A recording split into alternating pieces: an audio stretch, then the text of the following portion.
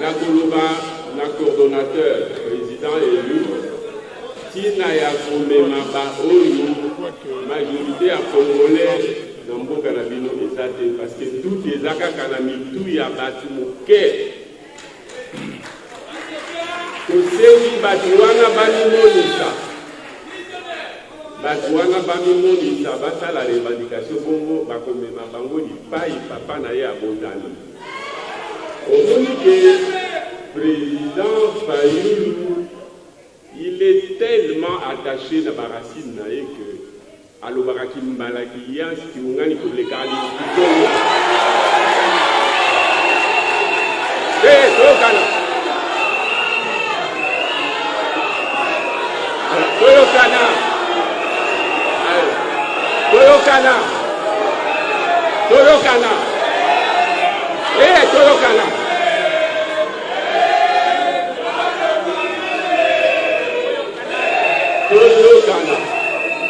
Omonile makambo susu foto dimisango. Yelo kwa papa na mama na eba dai ko baka mu bamboka omoni ba utaki kuna te. Ba ko lo baki Kongo te. Yena bandeko na so bao bakenda kotanga na kikwit. Ke mu ko ya mboka ndenga za wana kimbala okoka na yetu.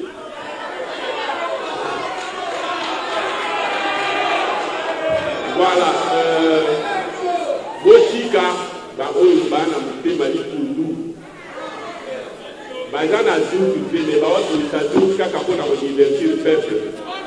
Peuple a voté qui est à Yébaki. Si vous avez voté la peuple, les avons voté.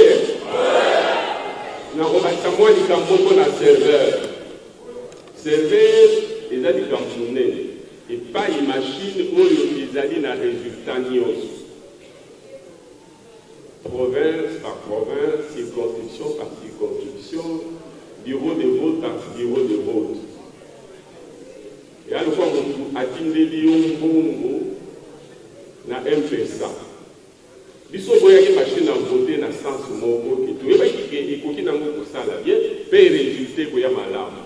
Le coup, la résultat pour la électronique. Et à fois, on a dit bongo, on doit y avoir la calculatrice téléphone, il y a un secret en montant. C'est vrai que vous dictez au montant, mais ce qui n'est pas il a tindé le mot, va dicter montant. Basali papier.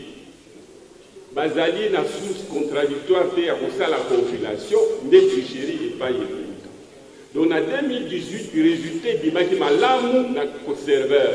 Mais pas oh basali ko gérer le serveur, ba boya ki ko l'accent parce que ba ko l'accent ko les pour sauter résultat.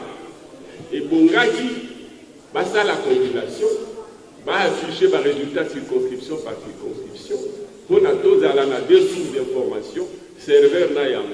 Bango, négatif au bang et la bango, négatif au bang à tout ça, il faut que compilation dans la peu carton plutôt au Yoko Tsaka pour nous voter et à la paix pour nous procès verbal, etc. Et si quand on bang là, effectivement, Bazoua qui maillait des Sikawana, Babini, donc, réforme des alliés. Tous alliés, la réforme est exigée par complément et à un dispositif pour ceux qui servent déjà au fonctionner, source d'information physique et matérielle et pour la tricherie et dans la si on a donc réforme au-delà, que serveur et à la base respecter les résultats parce que l'information sous les alliés sous forme physique. Et compilation pour ça, les mappés, les résultats par publier à vous, poste par poste, circonscription par circonscription. Voilà, vous bangez la moitié. Beaucoup de la gagne au président des amis. Toyoki, au niveau de la mission ologique, il faut élection des Zala. Mokosi. Kobo Sanate, en 2006, d'être Jean-Pierre Bemba. Alors, il faut élection aux Zala. En 2011, Ndeko Etienne Tshisekedi a eu sa mission qu'il faut élection aux Zala. En 2018, Toyoki Ndeko Félix Tshisekedi a probablement ce qui est élection et salinité, Kabila Pabo Salate, Kassi Mokosi Lelo. rassurer la population congolaise pour que l'élection est salement. Merci. Visionnaire ya Congo. Bino batu bozali liso na biso na kati ya mboka. Tokomona ndenge ndeko Tshilombo akokomplike biso bayitongo. Tokomona ndenge pouvoir ya moyibi ekomi komatela, ekomi komanipule population. Nini ezangi mpona biso totelemela ndeko Tshilombo avant 2023 asala démission akalabisaka na ye akende na ye na ye. Le problème congolais, c'est la politisation. Quand je regarde la politisation, je vois corruption. Parce que c'est l'argent qui dirige les hommes. Alors, que faire au cas où il y aura changement de hommes, il y aura des hommes indépendants, mais qui restent corruptibles? Que faire face à la corruption qui entraîne les hommes politiques congolais ou bien la société congolaise en entière? Merci. Jean-Pierre Isanga Bonganga. Nalingi natuna motuna na bakonzi na ngai mibale bango banso bazali liboso na biso awa bakonzi baramuka motuna na ngai mwango moye bakonzi na bandeko tomonaki mikolo milekaki awa po tobosanaka mingi totambolaki marshe munene awa contre moto balingai ko désigner Ronsal Malonda toboyaki yango sikoyo tozali komona bureau ya Assemblée nationale ezotambola na ba confession religieuse kotambola tosi toyebi esika balingi bamema biso me nalingi bakonzi bayebisa biso tozali na ba réforme tozali mpe na désignation ya président ya CENI po ekoto biso malamu boyebisa biso eloko nini mpo na biso tokanga malamu oyo ezali yambo ezali d'abord ba réforme ou bien yambo président ya CENI ekoto biso malamu motuna yango wana ya mibale soki bango basali oyo bino bakonzi na biso na biso tolingi te boyebisa biso tokosala nini po tomonaki ya Malonda ntango tasali bazongisima boyebisa biso tozomona ndenge baza koya na moi po bakoma na esiko basalaka liboso. Merci. La question est celle-ci. Vous avez dit l'union sacrée c'est une deuxième grossesse. Et moi j'ai affirmé que cette grossesse on va pas jamais un bébé, on va l'avorter. Vous étiez à 4 dans Ramuka. Il y a des qui sont partis parce qu'ils cherchent un poste. Je sais, avant de la tenue des élections, on va trahir aussi les deux qui sont partis. Ils viendront encore auprès de vous. Est-ce que vous accepterez qu'ils soient avec vous ou pas?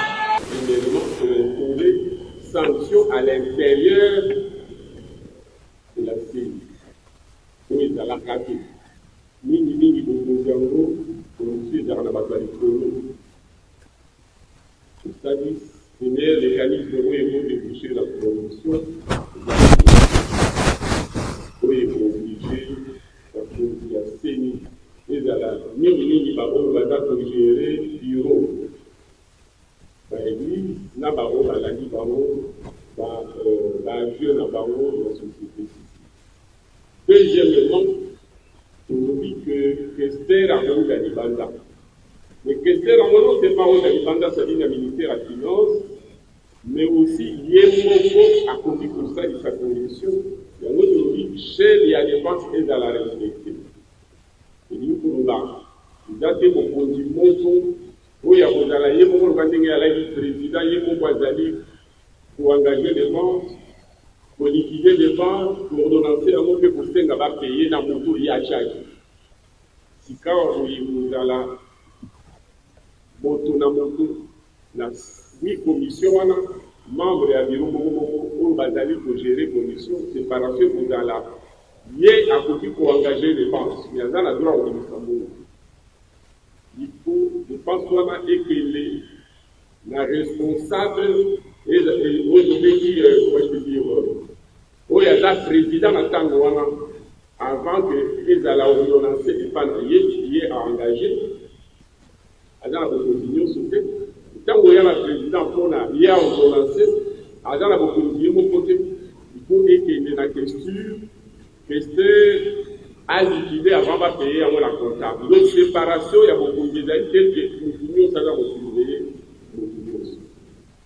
Il y a mis parler de ça dit en sorte que tout activer le mécanisme de pouvoir judiciaire, les outils beaucoup de justice, la CAT, on a bureau, comme un des adjoints pour Azali Boukamba, digne de conditions. Vous avez dit que la réforme au sein de la pouvoir judiciaire, vous avez fait la réforme, il y a un texte, il y a une compétence, il y a un pouvoir judiciaire, il y a une oui, parce que l'élection des années 40 présidentielles, oui, il y a la Cour suprême. L'élection, nous souscrivons, il y a des députés nationaux, provinciaux aussi, ils ont fait un peu de juge, de magistrat à niveau assez et à travers les problèmes. Donc, pour ça, la réforme, il faut augmenter le nombre de magistrats. Deuxièmement, il faut augmenter le salaire. Troisièmement, il faut améliorer le budget et le fonctionnement pour les magistrats à Coca-Cola. Nous pouvons permettre que ceux qui ont le salaire à Coca-Cola dépendent de l'autorité dans le moto et à la au milieu au dossier, au salaire. Donc, la réforme, on va réduire au maximum la corruption dans le niveau au niveau et dans le mécanisme de la sanction, ni administratif, ni judiciaire.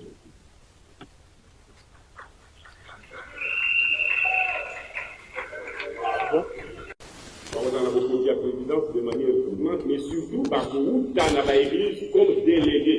L'Église catholique est là, c'est que va parrainer Nangato va parrainer Malonda. Les parrainages. L'église, il y a aussi la il y a commis responsable de l'élection. Donc les 6 de l'église, la mission, on a responsable, il y a Malam de Mabé où la mission. Les actes qui va parrainer, il y a une différence dans le parrainage et dans la délégation. Donc nous avons insisté, donc, Batouana va déléguer à la différence de l'église 8. Dans ce cas, va parrainer l'église de Goutin Moutunaï, il y a une église de force de l'église à faire. Les alliés très différents. Donc ce n'est pas un parrainage, mais la délégation. L'église, il y a un moment où dans la carte, il y a une Moutou Barotina. Tu vas bénéficier de l'église du feu de force. Vous voyez que c'est dans là. Vous tournez sur ce que Bao Bakenda. Bakenda, mais Bakenda. Pour que des physiques et y ait un ciment, mais pour qu'il y ait un livre, le bandana, le bandana, le bandana.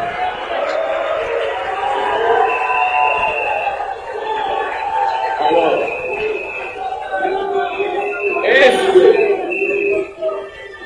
est-ce que Bakoya, pour que des physiques et y ait un ciment, mais il y a un livre qui est dans Kala. Est-ce que le politique a besoin est-ce que mon livre n'a pas besoin de la vérité d'aujourd'hui? Parce que pour nous, d'abord, dans mon livre, dans ma canne, il y a mis balai. Est-ce que nous avons l'amour des alliés? Est-ce que nous avons l'amour des alliés?